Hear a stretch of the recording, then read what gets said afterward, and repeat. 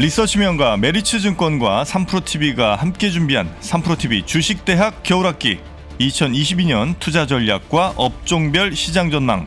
전기차, AI 이런 시대로 간다면 지금 빠르게 성장하고 있는 이 기업들 중에 하나가 아마 이런 공급망을 주도하는 어떤 시대가 오지 않을까라고. 초과 수요란 얘기입니다. 우리가 90년대 중반에 이러한 쇼티지를 한번 겪었고 2000년대 초반에 한번 겪었고 2017년에 한번 또 겪은 적이 있습니다. 이경수 센터장이 이끄는 국내 최고의 애널리스트 23명, 메리츠증권과 함께 2022년 투자 계획을 세우시기 바랍니다. 강의를 수강하시는 분들께는 자동차 섹터 넘버원 애널리스트 김준성 연구위원의 3시간 특강과 277페이지에 달하는 레포트도 함께 드립니다. 또한 투자의 기초를 세우는 데 도움이 되어 큰 호응을 받았던 투자의 정답을 얻는 책 읽기 강의도 함께 제공해 드립니다. 2022년에 주식시장을 미리 보고 박성진, 최준철 대표와 함께 투자 철학도 세울 수 있는 기회, 많은 참여 부탁드립니다. 자세한 사항은 3프로TV 앱 공지사항을 확인해 주세요. 사실 우리가 알게 모르게 태국 기업하고 또 연관이 많이 되어 있습니다. 그래서 태국하면 이 기업을 지나치고는 갈 수가 없어요. 만약에 이제 한국에서 제일 많이 가는 여행지 중에 하나가 태국이잖아요. 그렇죠. 그럼 태국 가면 곳곳에 편의점들이 있어요. 그 중에 네. 제일 많은 편의점이 세븐일레븐. 네. 세븐일레븐을 가진 기업이기도 하고. 태국 내에서? 예.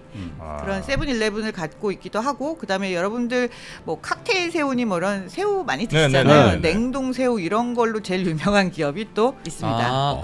그 새우는 그 회사가 이제 예. 캐내는 게 아니라 잡아서. 예, 그러니까 양식을 하는 거죠. 예. 새우 양식이 예. 동남아시아에 엄청나게 큰 비즈니스예요. 그렇죠. 예.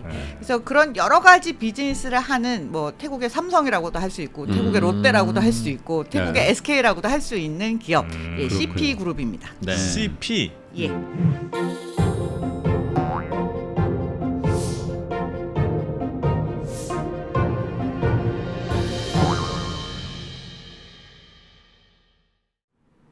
고영경 교수와 함께하는 말랑말랑 기업사. 요즘에 아주 뜨고 있습니다. 오늘도 대세입니다. 대세. 3프로TV 효자 프로그램이 된 네.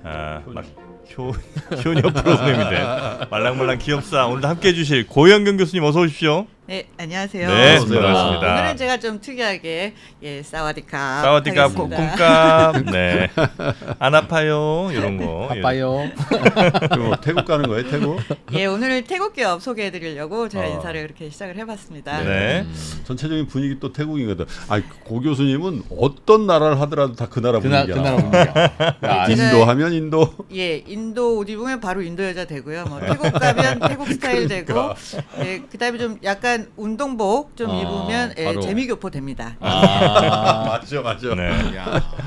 자, 태국은 사실 저희가 아는 기업이 없거든요. 태국이 저거 하는 있어, 기업 뭐 있죠? 뭐 있죠? 불수 있잖아, 뭐.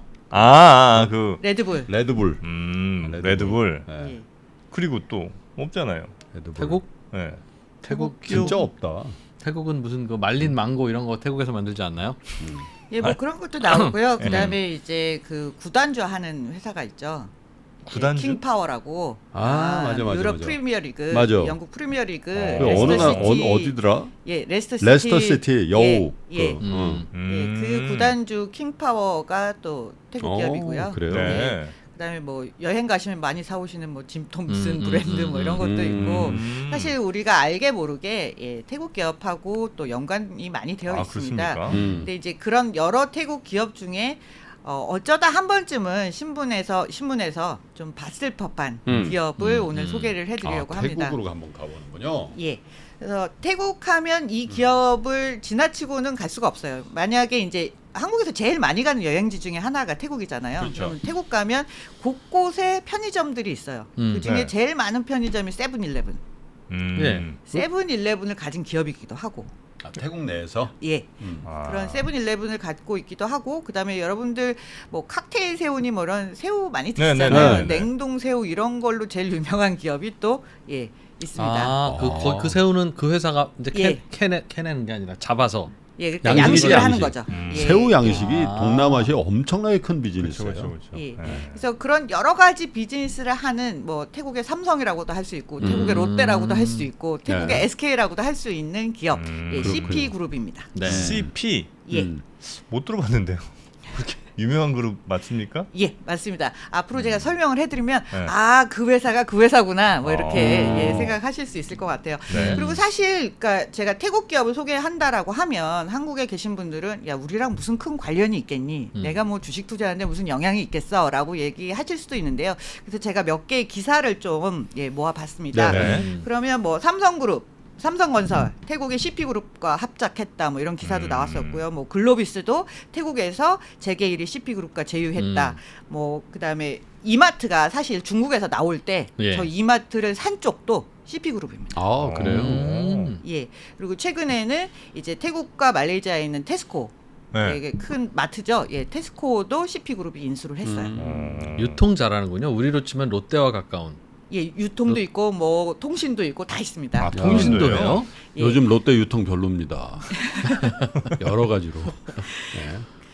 자, 그러면 이 네. 태국의 CP그룹을 이제 총 진두 지휘하는 사람이 누구냐? 이제 단인 체라와논이라는 예, 분이 이제 체어맨이고 네. 예, 설립자의 이제 2세대죠. 설립은 이제 아버지가 하셨고 네. 얼핏 그래서 보면 한국인처럼 생기셨어요. 그러니까 예, 예. 그리고 재단 이사장님 그 자세인데. 부산 쪽이신 것 같은데. 약간 그죠? 부산 쪽이셔. 아니 무슨 진짜 학교 재단 이사장님, 그러니까 국회의원 꿈을 꾸는. 네. 예, 저분은 이제 그 원래 중국계 학교구나. 시다 보니까 그렇지. 예. 아. 그래서 이제 뭐 인상이 약간 예, 저희랑 좀 비슷한 느낌을 주기도 하는데요. 그래서 이 CP그룹은 사실상 가장 성공한 화교 기업 중에 하나라고 예, 알려져 있습니다. 그래서 2021년 6월 4일 기준으로 포브스가 뽑은 순위에 의하면 전 세계 부호 가운데 103위. 예, 릴라이언스 지난 시간에 릴라이언스 말씀드렸는데 네네네. 안바니 무케시에 비하면 약간 초라하다 네. 할 수 있지만 예, 태국에서는 가장 부유한 분입니다. 그럼 도대체 CP그룹이 어떻게 시작해서 어떻게 컸길래 이렇게 태국을 좌지우지하고 네. 태국을 대표하는 또 동남아에서 대표적인 강호라고 우리가 이야기하는가? 왜 한국 기업들이 태국에 진출하려고 하면 꼭 저 그룹과 일을 하려고 하는가? 네. 예, 좀 말씀을 드려보겠습니다. CP그룹의 원래 이름은 짜럼 폭판 그룹입니다. 짜란 폭판. 예. 저게 태국 말로는 저렇게 쓰는 거예요? 예, 태국말로 짜런 폭판. 근데 뭐 저도 사실 태국어를 못하기 때문에 예, 발음하기는 어렵고요. 그래서 글자는 저렇게 쓰지만 대체로 약자로 CP그룹이라고만 그냥 구글에서 치면 짜론 예, 폭탄의 자동적으로 C자 예, P자구나. 예. 무슨 뜻일까? 좀 짜란 폭판. 포크면 저 돼지고기 포크인데 저게. 아니 그 알자가 빠졌으니까. 네. 어쨌든. 그리고 이 기업은 굉장히 역사가 오래됐어요. 100년 넘는 역사를 가지고 있습니다. 우리가 지금까지 제가 앞 시간에 소개해드렸던 뭐 유닐리버나 뭐 P&G 같은 기업들도 사실상 굉장히 역사가 오래됐잖아요. 그거에 견줄 만한 예, 아시아 기업 중에 하나라고 네. 예, 보면 되겠습니다. 그래서 사실은 제가 시작부터 말씀드렸지만 화교 기업이기 때문에 설립자는 중국에서 이제 태국으로 넘어오신 거죠. 그래서 이민자 가족 처음에는 이제 종자 수입상에서 시작해서 거대한 농축산 기업으로 컸던 게 이제 1단계라고 네. 보실 수 있겠습니다. 그래서 시작이 1921년이에요. 방콕 차이나타운에서 이제 종자 수입상으로 시작을 했어요. 그때 이름이 이제 치아타이. 예, 네. 회사 이름이 이제 조그만 치아타이라고 그래서 지금 아까 보신 그 어디 회장님이 아버지가 이제 저 회사를 조그만 상회를 설립을 한 거죠. 치아의 삼촌. 초. 예. 네. 그러니까 아버지하고 삼촌이 같이 해서 그때 처음 설립했을 때 가게 사진이 저렇게 흑백으로 남아 있습니다. 예. 우리도 저런 거 하나 찍어야 되는데. 지금은 우리 사실 많으니까. 그러면 이 당시는 중국은 혼란기였다 치고 네. 그러면 태국은 어떤 시점이었냐? 지금도 태국에는 왕이 네, 있죠. 왕조의 있죠. 국가잖아요. 그렇죠. 네. 예. 지금 이 왕조가 사실은 1782년 때부터 시작된 짜끄리 왕조의 왕이 계속 이어집니다. 그래서 이 짜끄리 왕조는 이제 라마 1세부터 시작해서 계속됐고 저 1920년대에는 라마 6세가 있던 시절입니다. 예. 그래서 사실은 태국은 한 번도 식민지가 안 됐잖아요. 그렇죠. 예.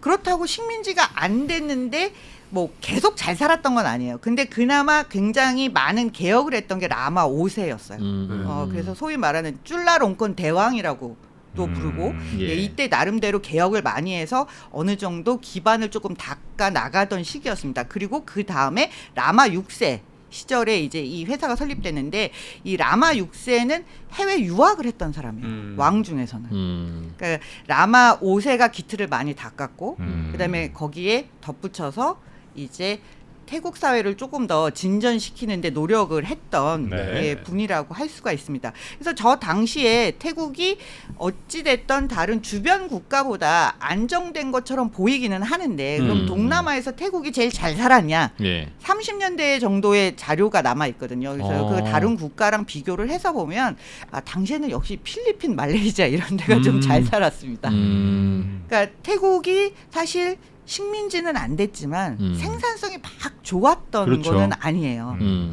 그러다 보니까 예. 종자 산업을 한다든가 저런 수입상을 한다는 게 사실상 약간 의미가 있던 시절이라고 볼 수가 그때 있겠습니다. 당시는 태국이 상당히 처졌네. 예. 그죠? 타이완한테도 처지고 필리핀, 말레이시아 다 처져서 한 저 밑에 가 있네요. 그죠? 예. 그러니까 농업 국가긴 한데 농업 생산성이 그렇게 좋지는 않았던 것 같아요. 예. 그래서 이 수입을 해서 이제 팔고 종자를 퍼뜨리고 하는 일들을 20년대, 30년대, 40년대 계속 해 나가고 있었어요. 그런데 이제 이때 당시로서는 사실 이분들이 굉장히 획기적인 시도를 많이 해요. 종자에 브랜드를 붙여요. 에어로플레인이라는 브랜드를 붙이고 오. 그리고 종자에 웬 유통기한을 에어로플레인이야. 예. 비행기표 사과씨 뭐 이런 거지. 예. 비행기표 바나나씨. 그러니까. 종자는 비행기표입니다. 비행기표를 확인하세요. 이런 거지. 그러니까 예전에는 그 전에는 생각해 보면 그냥 종자를 놓고 이렇게 퍼서 대충 포장을 해서 팔았다면 이제는 밀봉된 포장을 해서 상표를 만들어. 예 상표를 만들고 그리고 밀봉. 유통기한을 적어놨어요. 유통기한? 예. 많이 팔려고 뭐 그런 것도 있지만 우리 제품은 믿을만한 제품. 관리 제대로 된다는 느낌도 주고. 예.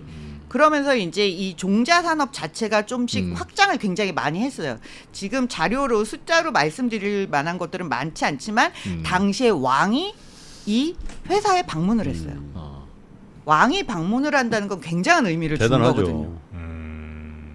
그러니까 이 회사는 굉장히 믿을 만한 회사고 그리고 중국계이지만 태국에서 제대로 사업을 회사라는 야. 그런 이미지를 확실히 전달하기에는 부족함이 없었던 그렇겠네, 거죠. 그렇겠네. 예, 그래서 종자 산업으로 굉장히 컸어요. 그렇군요. 그러면 종자 다음에는 뭘 하고 싶을 것 같으세요? 종자를 농민들한테 팔았으니까 네. 농민들한테 팔 수 있는 뭐 농기계 뭐 이런 삽 종자 팔았으면 그거 저 수확물 갖고 뭐 비료해야 되니까 비료 원래는. 음식 만들지 않았을까요? 하여튼 농민들한테 뭐 팔았을 비료. 것 같은데. 예, 빵. 비료도 할 수 있고 다 할 수 있는데 이제 농민들하고의 네트워크가 한 개. 형성이 되어 있는 거잖아요. 네, 종자. 그래서 비료는 조금 더 나중에 나오고 그 전에 실시한 게 가축 사료를 만들기 시작해요. 그래서 1953년에 최초로 사료 공장을 짓습니다. 수입해다 한 게 아니라. 예, 그러니까 기존에 가지고 있는 유통망에다가 사료를 얹은 거예요. 예. 그래서 이 사료도 굉장히 번창을 하는데 사실 그 잘 될 때까지 약간 시간이 걸리기는 해요. 그러니까 자기네들도 큰 노하우가 없기 때문에 네. 예, 이런 부분에서 그리고 공장을 지어서 한다라는 것 자체가 자본 조달을 굉장히 많이 해야 됐기 그렇죠. 때문에 그렇죠. 예. 그리고 이제 종자를 자기네가 이제 수입해다가 팔았었잖아요. 네. 처음에 예. 있는 걸 가지고 또 팔고 그럼 종자를 좀 더 개량해 보자. 연구하는구나. 만드는 예, 거. 태국에 맞는 태국 토양에 맞고 태국의 기후에 맞는 걸 좀 해보자. 예, 그래서 이제 종자 개량 연구 농장을 만들어요.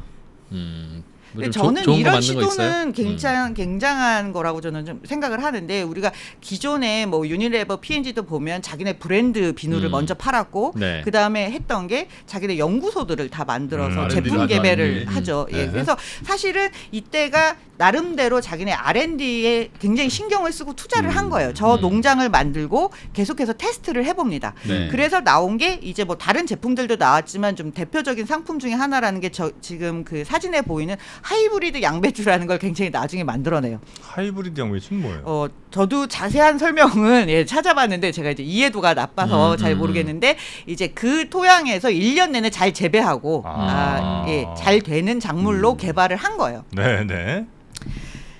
그래서 이 종자 개발을 해서 이제 여러 가지로 사업을 확대를 해 나가죠. 그리고 아까 말씀하신 대로 자 이제는 비료를 만들어야 되겠다.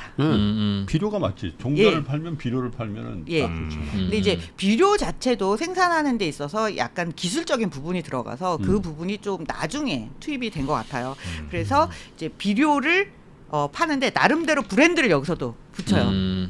예, 저는 사실은 이게 이제 칼라 사진이기 때문에 아주 초창기 비료는 아닌데, 그러네요. 네. 그래서 처음에는 이제 토끼 상표, 토끼표. 버팔로 상표, 그다음에 뭐 피코크 상표 이렇게 해서 동물을 갖가지로 이제 붙여서 이런 때는 뭐 이런 비료, 뭐 이 작물에는 저런 비료 이렇게 해서 이제 카테고라이징을 좀 하는데 지금으로서는 별로 이렇게 구매 욕구를 막시진 않는데, 그렇지? 저 사진에 등장하는 두 분의 남자분들이 굉장히 뭐야? 옛날에 그 나미야 붐붐 시절 뭐 이런 생각이 나는. 철이. 응? 예. 예. 그래서 이제 나중에는 다 토끼 상표로 합칩니다. 그래서 그 토끼 상표로 합쳐가지고 지금까지도 저 토끼를 브랜드를 활용한 이벤트를 굉장히 많이 하고 있어요. 그래요. 한국은 어쨌든 뭐 토끼를 흔하게 볼 수 없지만 뭐 대표적인 사례로는 호주는 하여튼 토끼와의 전쟁에서 실패한 걸로 유명합니다. 예, 지금까지는 굉장히 기초적인. 그러니까 예를 들면 다른 어느 나라에서도 그 당시 산업 발달을 보면 뭐 종자가 됐든 뭐 비료가 됐든 이제 그런 산업에 많이 올라오지 않고 예, 1차 산업 중에서도 되게 일부분을 예, 장악한 정도로 컸어요. 그래도 왕이 방문했을 정도이기 때문에 상당한 입지를 가진 기업으로 성장을 했는데 자 이제부터는 그야말로 고속 성장의 시대에 접어듭니다. 스케일이 좀 커지기 시작해요. 그래서 아까 처음에 봤던 그 부호, 예, 아버지를 이어서 예, 아들들이 전면에 등장하면서 기업의 단계가 좀 달라집니다. 그래서 지금 보시면 이제 그 가계도를 보시면 위에 이제 두 분이 앉아 계시잖아요. 예. 예, 그 사진 속의 두 분이 그 아버지와 삼촌. 창업자 예, 2명. 예, 창업자 2명이고요. 그다음에 그 밑으로 아들이 4명 있어요. 누구야? 큰 아들의 아들이 그러니까 형의 아들이겠죠? 예, 저 창업자 왼쪽에 하얀 네. 옷을 입고 계신 분이 지금 아까 처음 말씀드렸던 그 단인 체라완원의 네. 아버지, 예, 그분이고 그 밑으로 아들이 이제 4명이 있어요. 근데 이 아버지 치아가 사실은 이제 중국에서 넘어왔다고 말씀을 네. 드렸잖아요. 예. 그리고 굉장히 중국적인 정체성을 버리지 않으신 분이에요. 그래서 상회 이름도 치아타이라고 예, 지었고 그리고 어릴 때부터 중국 학교를 다니겠어요. 그리고 타이 이름도 있지만 중국 이름을 다 그대로 하나씩 갖게 했어요. 네. 예. 그리고 이 4명의 자제들을 그래서 뭐 이제 일부는 홍콩으로 유학을 보내고 중국 본토로도 유학을 보냅니다. 네. 그래서 이 분들이 이제 학교를 마치고 가업에 동참을 해요. 예, 그리고 그 중에서도 막내 아들이 사실은 사업에 먼저 뛰어든 건 뭐 나이 차이가 있으니까 형 2명이 이제 했을 먼저 텐데. 참여를 했는데 결국 마지막에 낙점을 물어온 건 이제 막내 아들이 돼요. 삼성인데? 그래 삼성이랑 비슷해. 삼성이 삼성도 이명희, 원래 이창희. 비료 사업하고 막 어. 그랬거든요. 사카린 하고 뭐 그랬잖아. 예. 닮았어. 그리고 좀 보니까 약간 삼성의 삼남하고 닮았어. 이제 또 삼성으로 갑니까 이제? 아니 저기 1931 저분은 이명희 씨하고 좀 닮았네. 예. 그래서 이분들이 참여를 그러니까 아들들이 사업에 들어오면서 뭐 양계도 좀 더 열심히 하고 뭐 여러 가지 사업으로 이제 좀 퍼져 나갑니다. 그리고 이 막내 아들이 좀 책임을 지고 갔던 게 양계예요. 닭. 예. 지금 생각해 보면 우리가 어렸을 때는 지금처럼 닭을 많이 안 먹었죠. 못 먹었죠. 없으니까. 예, 아, 없었어요. 진짜 많이 안 먹었지. 사실 치킨 아유 진짜 그럼. 학교 앞에 호프 가서 치킨 시키는 날은 오죽하면 사위 오면 뭐 닭가마리 잡는 거. 그렇지 그렇지. 예. 그러니까 과거에는 한국만 덜 먹었던 게 아니라 전 세계적으로 뭐 그렇겠죠. 육류 소비가 낮았어요. 네. 아무래도. 예. 예. 그런데 이제 양계 사업을 도입을 해요.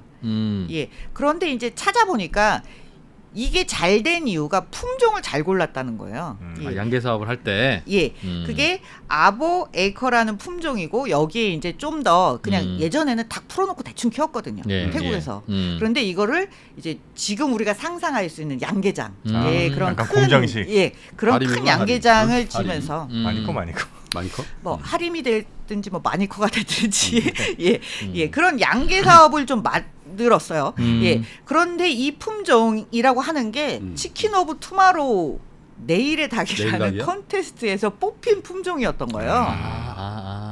그래서 제가 이걸 좀 찾아봤어요. 이 품종이 뭐길래 내일의 닭. 이렇게 영향력이 있는가? 치킨 오브 투마로우 대회가 있었군요. 우리나라 미스 코리아 대회 있듯이. 예. 아니지 우량아 선발대 있잖아. 예, 그래서 뭐 품종 좋은 소도 네. 뽑고 왜 큰 호박도 뭐 이렇게 경진대회도 하고 이러잖아요. 네. 근데 이 대회가 굉장한 대회더라고요. 이게 미국 정부하고 그다음에 이런 가금류를 이제 생산하는 기업인 더 그레이트 애틀랜틱 앤 퍼시픽 티 컴퍼니라는 이제 줄여서 ANP라는 회사하고 그러니까 정부하고 회사가 같이 해서 네. 더 빨리 자라고 더 살이 많이 찌고 예, 이런 품종을 육성해서 컨테스트를 연 거예요. 예, 그게 더 저기 치킨 오브 투마로우라는 대회예요. 이게 상금이 걸려요. 그래서 거기서 상을 받은 품종이 그 아버 에이커라는 품종이에요.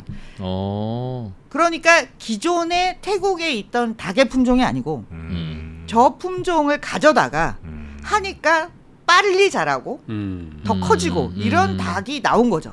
예, 그래서 이 사업으로 굉장히 돈을 버는 거예요. 생각해 보면 말씀드린 것처럼 전 세계 그 이제 육류 소비량을 보면 굉장히 전체적으로 늘어나죠. 근데 그 중에서도 진짜 커브가 네. 쫙 올라가는 걸 보면 닭이네요. 닭이 압도적이에요. 저건 한국도 상당히 많이 기여한 것 같은데. 어? 주로는 돼지는 중국, 야, 닭은 인도. 야 교촌부터 시작해서 생각해봐. 그지? BHC부터 우리 많이 먹었죠. 그럼 저 닭이 진짜 닭이 저렇게 안 보급됐으면 다 소나 돼지 먹었을 거고. 내 생각에 닭에 난리 관련해서 났을 거야. 생계를 유지하는 그 퍼센테이지가 가장 많은 나라 우리나라 아니야? 일단 치킨집. 치킨집 엄청 많죠. 그리고 배달. 이 닭이 굉장히 이런 여러 육류 중에 돋보이는 측면이 하나 있어요. 종교에 구애받지 않아. 비종교적. 아하, 비종교적이야. 아하. 그러니까 그렇죠. 한국에는 사실 뭐 그런 걸 가려야 되는 종교라고 할 별로 수 있는 없지만. 게 뭐 힌두교, 무슬림 이런 종교들이 많은데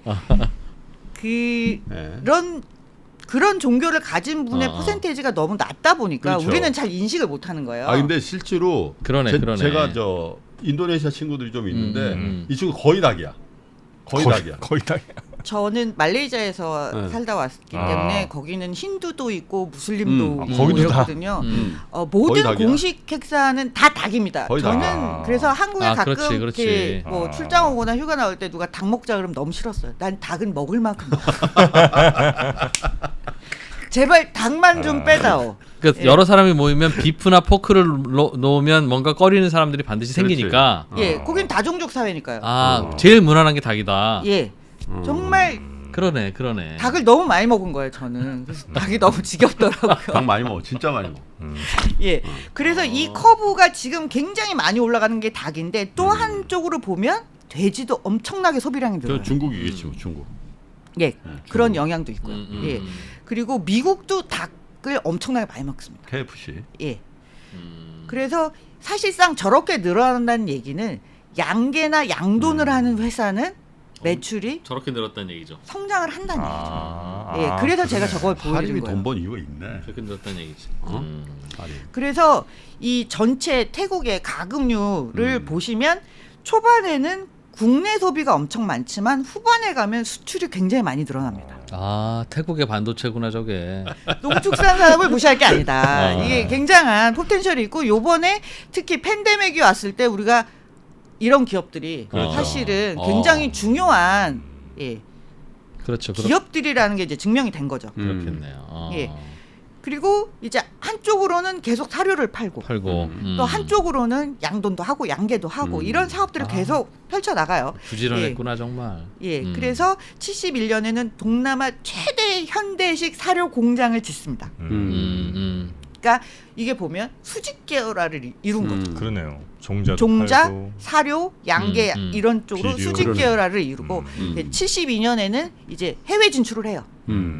인도네시아 투자하고 그다음에 일본에 뭐 닭 수출하고 네. 예, 그래서 적극적으로 해외 진출을 감행을 합니다. 그러니까 생각보다 굉장히 일찍이 리저널라이제이션, 글로벌라이제이션을 하는 거예요.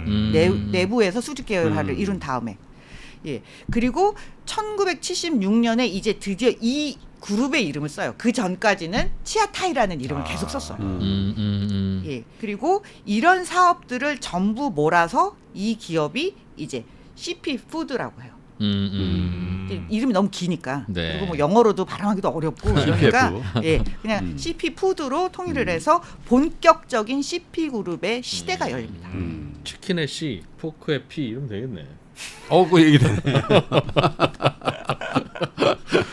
이 그룹이 뭐 사실 화교 기업들이라고 하면 우리가 네. 생각할 때 뭐 이런 동남아에서는 이런 그룹들이 굉장히 정경유착도 많을 것이고 네. 네. 그렇게 생각하죠. 좋은 이미지만 있지는 않죠. 네. 예. 그런데 그럼에도 불구하고 굉장히 좋은 긍정적인 뭐 소위 요즘 말하면 소셜 밸류에 해당하는 일들을 좀 하긴 했어요. 네. 예, 그게 이제 1977년에 농화 에그리컬처럴 빌리지라고 하는데 뭐 태국말로는 좀 다르게 쓰이는데요. 왕이 가진 땅을 이용해서 빈민들에게 농사를 짓게 할 수 있는 프로젝트를 시작을 합니다. 선농단이구나. 그렇죠. 이게 태국은 왕이 제일 부자잖아요. 그렇죠. 예, 그래서 왕이 가지고 있는 땅도 굉장히 많아요. 예, 근데 가난한 농부들이 종자를 대충 심어도 농사도 노하우가 있어야 잘하는 그렇죠. 거예요. 그리고 그렇죠. 땅이 지력이 좀 있어야 되거든요. 그런데 저 외진 쪽에, 그러니까 뭐 왕이 가지고 있는 땅이긴 하지만 관리가 잘 안 된 외진 쪽에 가서 보니까 농사를 지을 수가 없는 거예요. 먼지가 풀풀 날리는 땅인 거예요. 그럼 여기서 도대체 어떻게 뭘 해야 해야 되냐? 해야 되냐. 그래서 왕이 좀 부탁을 해요. 이런 프로젝트를 해달라. 내 니네가 땅. 다 갖고 있지 않냐. 종자부터 사료 뭐 다 가지고 있으니 좀 도와달라는 부탁을 해서 이제 여기를 그럼 일단 뭘 심어야 되는데 심을 땅이 안 되는 거예요. 그 척박해서. 예. 그래서 여기서 시작한 게 양돈입니다. 뭐 여긴 불교 국가니까 돼지는 돼요. 그렇지. 농사짓기는 어려운 땅이니. 그러니까 돼지를 키우면 돼지의 분뇨를 가지고 비료를 하는 거야. 비료 작업처럼 쓴 거예요. 거름으로. 그래서 양돈이 같이 들어갑니다. 그리고 여기서 생산된 거를 CP가 사주는 거예요. 그러니까 최저 생계를 보장해주는 그런 구조를, 그러니까 그 계약 농업처럼 그러네, 계약 양돈처럼 그러네요. 이렇게 해가는 구조를 짜요. 예. 그래서 의외로 저게 기업이 나서서 하다 보니까 저 당시로서는 가장 현대적인 양돈 마을이 됩니다. 그렇구나. 그렇겠네. 예. 우리나라 뭐 하림 같은 뭐 이런 우리나라 닭고- 최초의 기업형 양돈이 자연농원이에요. 삼성이 제일 먼저 했어. 지금 에버랜드 용인 자연농원. 저기 저 양돈장이에요? 양돈장이라고. 아 그래요? 그럼 그런데 이제 농민들이 들고 일어나서 이제 여론이 하다 보니까 이제 그걸 이제 안 하게 돼. 돼지 파동이 났거든. 자연농원이었잖아. 자연농원에 우리나라에서 가장 큰 축사가 있었다고. 돼지 파동은 돼지값이 올라가는 거예요, 내려가는 거? 내려가는 거지. 내려간 거. 과잉 생산으로. 과잉 생산. 그러니까 그래가지고 대기업이 이제 돼지 그때 이제 안 합니다. 그러면서 이제 그걸 뭘로 할 거냐 해서 이제 자연농원 에버랜드가 된 거지. 그래요. 하림이 아니가 하림은 닭이구나. 자연농원 삼성이 양돈에. 그럼 거기서 롤러코스터 탈 때는 우리는 돼지들한테 좀 미안해야 되는 거예요? 아니 그럼 돼지들이 놀던 터에서 우리도 돼지들은 노는 너무 거죠. 좋은 거지. 돼지들 좋은 거. 돼지 좋은 거지. 돼지 놀던 곳에서 사람 해방됐는데. 노는 거야. 수많은 돼지들이 거기서 죽었을 거 아니에요. 네. 그 이제 CP 그룹이 이제 뭐 동남아에서 네. 어느 정도 자리를 잡고 이제 수익 계열화도 다 이뤘고 해외 진출도 많이 했고 이제 뭐 이런 좋은 일도 나름 하고 그래서 입지를 다졌는데 네. 이 기업이 한 번 더 도약하는 계기는 중국에 들어가는 겁니다. 중국의 개혁 개방이 이루어질 때 사실은 중국이 굉장히 투자자를 원했어요.